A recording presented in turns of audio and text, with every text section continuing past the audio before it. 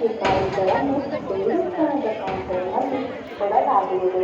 ಭಕ್ತಾದಿಗಳು ಸರತಿ ಸಾಲುಗಳಲ್ಲಿ ನಿಂತು ಪಡೆಯತಕ್ಕದ್ದು.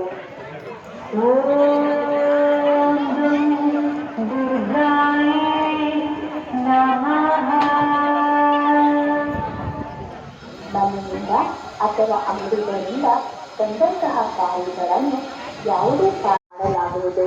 ಅಭಿಷೇಕ ಮಾಡಿದ ಜಲದಿಂದ ಹರಕೆ ಕಾಯಿಗಳನ್ನು ಪ್ರತಿ ಬಾರಿ ಶುದ್ಧೀಕರಿಸಲಾಗುವುದು ಹಾಗೂ ಹೋಮ ಹವನಗಳಲ್ಲಿ ಅಧೀನ ಬಿತ್ತಲಾಗುವುದು. ಇಂತಹ ಹರಕೆ ಕಾಯಿಗಳನ್ನು ಆಲದ ಮರಕ್ಕೆ ಕಡ್ಡಾಯವಾಗಿ 9 ವಾರ ಕಟ್ಟಬೇಕು. ಕಟ್ಟುವುದರಿಂದ ನಿಮ್ಮ ಹರಕೆ ಅತಿ ಶೀಘ್ರವಾಗಿ ಫಲಿಸುತ್ತದೆ.